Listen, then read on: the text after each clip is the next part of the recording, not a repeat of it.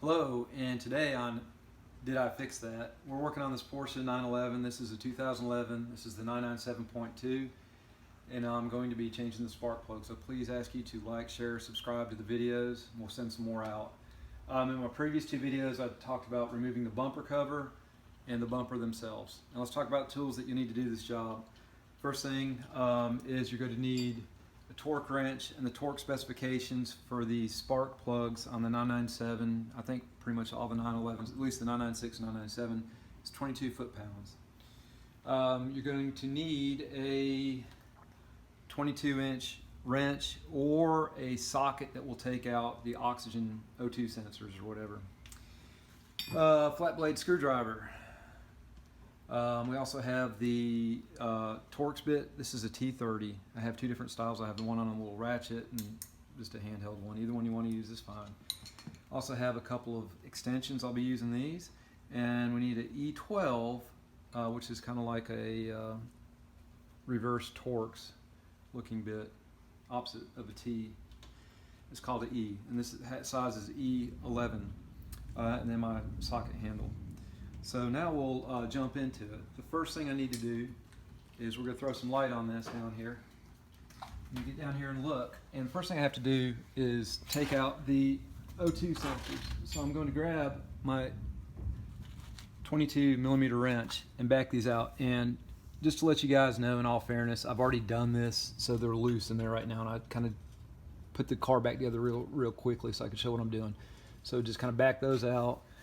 Then spin them around. Just go ahead and take these pups out. All right, there's one. There's two of them. There's one up here on the front side too, and you'll see them pretty easily. But they both are held in with this 22mm. Okay. All right. Now that we've got that out, I'm going to use my E11, and there's two bolts holding in this heat shield. This is the heat shield you need to loosen. There's one bolt here. I'm going to just loosen that, and keep in mind everything here is. I've got it finger tight, so I've already taken it apart and put it back together just to make this video. And then there's one up here at the front edge. It's kind of hard to see. You might have a little bit of shadow on it, but it's right there. Now I've got my long extension on it. And let me reach in there and get that out. Okay, now the next thing I'm going to do is actually take the heat shield out. So this thing's kind of fidgety to get out. You'll cuss a lot and fuss, but I promise you it will come out, but it's a tight fit. Just kind of jiggle, and there, it comes out. All right, now that the heat shield is out, all right, now I'm gonna grab my spark plug wrench. And I've got a 16, actually, hold on.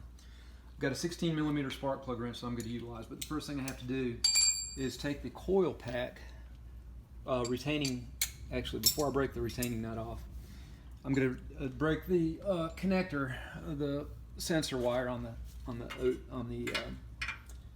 spark plug coil. And this is what the coils look like.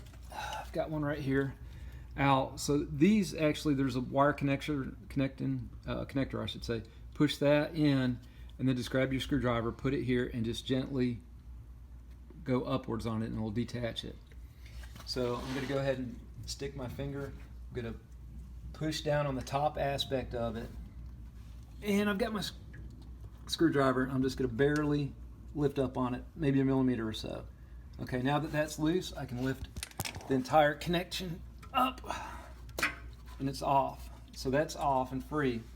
Now I'm going to grab my T-bit, my T30, and there's one bolt on here that holds in the coil pack, and it'll be kind of down here, but it's right here.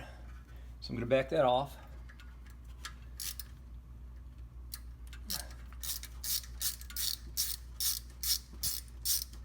All right, be careful not to drop these rascals, or you'll be in a world of hurt trying to fish them out. All right, got that out. Now just pull the whole assembly right out. There's our coil pack, comes out. Now I'll grab 16mm. These are the smaller variety of spark plug wrenches. Put that all the way in there, and feel it just kind of drop in. Okay, and once again, this is hand tight, but you would use your ratchet to break it loose. Now, Porsche does recommend 22 foot-pounds of torque to put these things back in with, and got that out. Whoop, almost out. There, I think it's out now. There it is. And these spark plugs are the different style. These have 4 not electrodes, but grounding pins or whatever around the outside of them, as opposed to a normal spark plug that only has 1. All right, now that I've got that out, I'm going to grab my new spark plug, which is here. All right, open this up. And speaking of the parts, I'm not sponsored by anybody, but I got these from FCP Euro. They were very affordable. These were only $3.50 each. I mean, it's like dirt cheap. Now, I'm going to cause a big controversy by doing this. Porsche does not recommend that you do this, but I'm doing it anyhow. I've got some anti-seize compound that I'm putting on. This is the copper variety, so it's O2 sensor safe. I'm going to put it on the threads for my O2 sensors as well. The reason for this is I don't want these things to get fused to my block, to the engine. I did use this torque impact driver to get them out, and it struggled to get them out. So that tells me that I might have an issue down the road if you didn't use this stuff. They did look fairly dry, but what I'm going to do is put just such a slight amount on there, just like that, on both sides. I mean, just a little bit. Not going to do a whole lot. Then just take it, I'm just going to kind of smear it down a little bit on both sides. That's it. I mean, I'm not putting much on there. I'm not drowning it. Then drop my spark plug in there.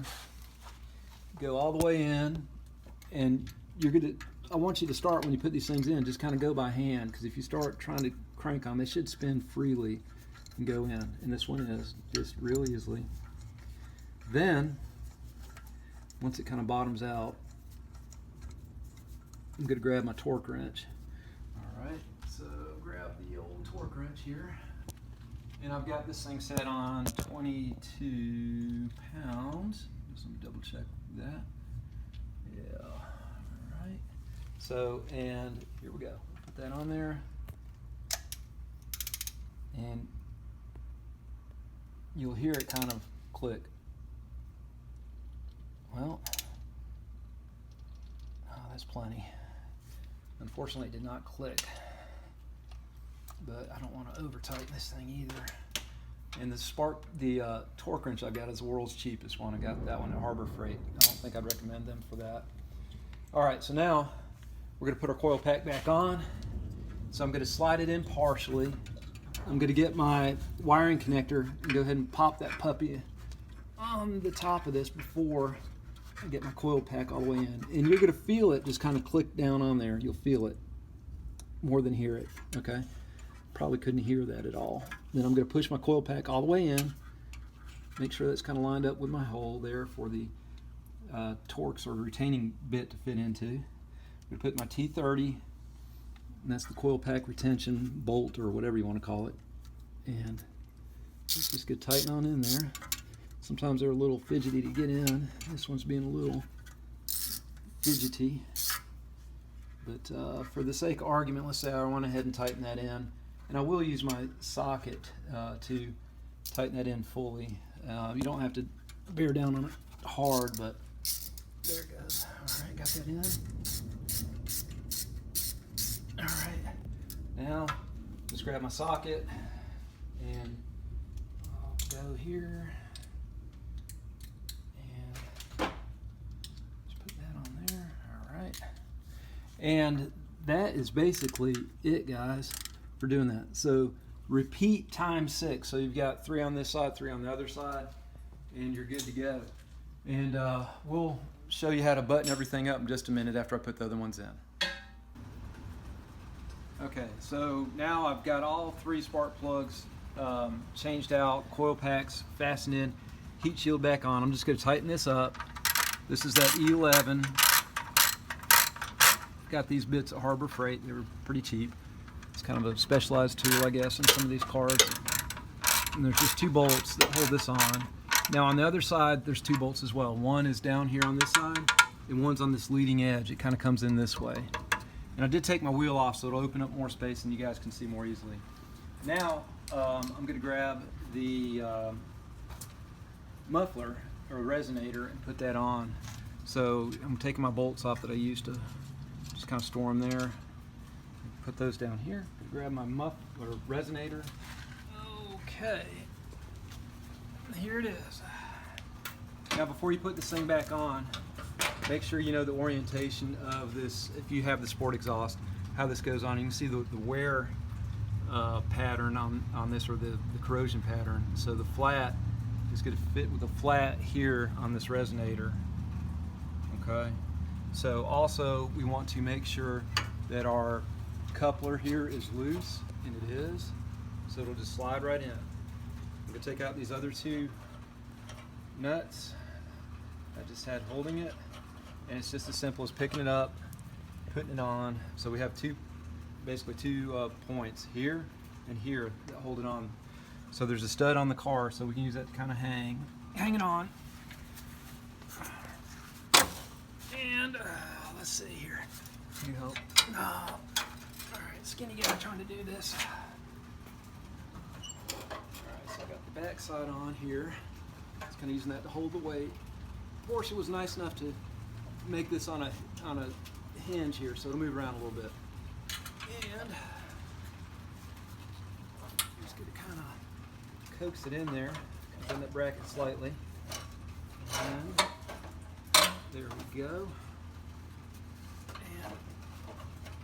And now, just to kind of hold it in place, I'm going to put my nuts back on these studs here.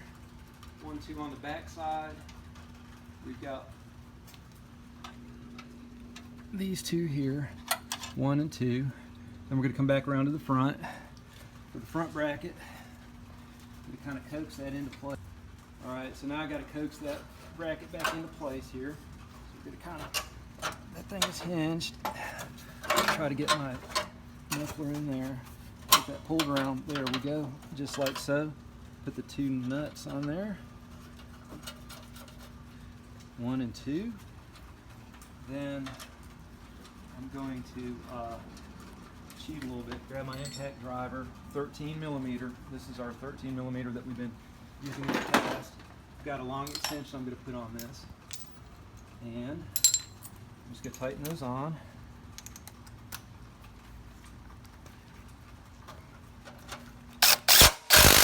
There's the 1, 2. Hit these on the back side over here. 1 and 2. Now, if you have the regular exhaust system, you're pretty much done, other than tightening this bracket up and just kind of line up your, I'd say your kind of your carbon lines, if you will, on that. And that's, once again, this is going to be the 13 millimeter, and we're just going to drive them home real quick with the impact driver. Just pop right on there. Whoop. If I can get it to go. There we go, there's 1.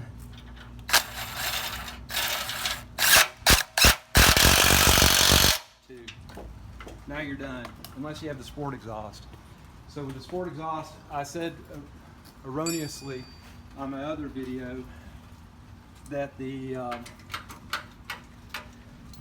this thing is the actuator motor. And I said erroneously that it was 7 millimeters, but it's actually 8 millimeter.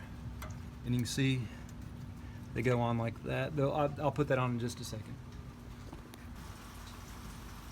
Okay, so here's the close-up of the sport actuator motor for the exhaust system. It's got 3 8 millimeter sockets. They're like little lock nuts that are held on there. Okay, and then this is the retaining clip.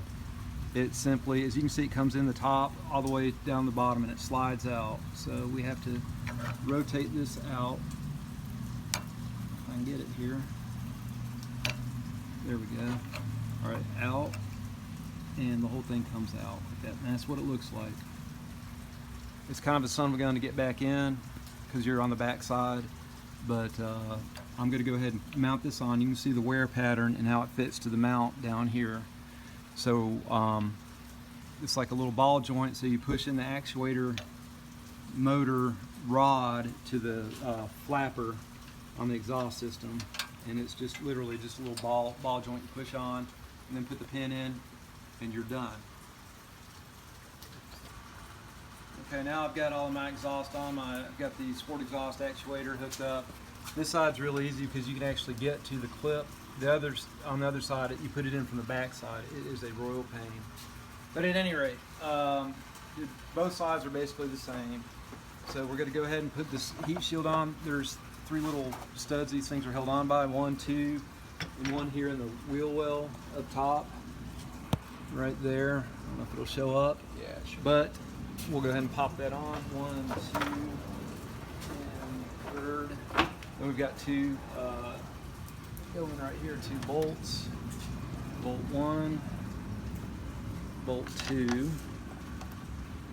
and then these studs have these little nuts with the built-in washers on that you saw when you took it off. Real simple. They go on there and just tighten it up just real quick.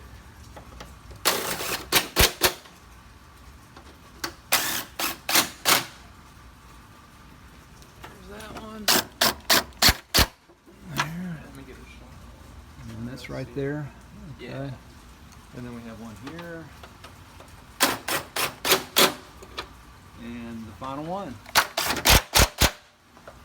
Okay, so we're done with our spark plug replacement. Please ask you to like, share, subscribe for the videos. And did I fix it? You're darn right we did. We got it done.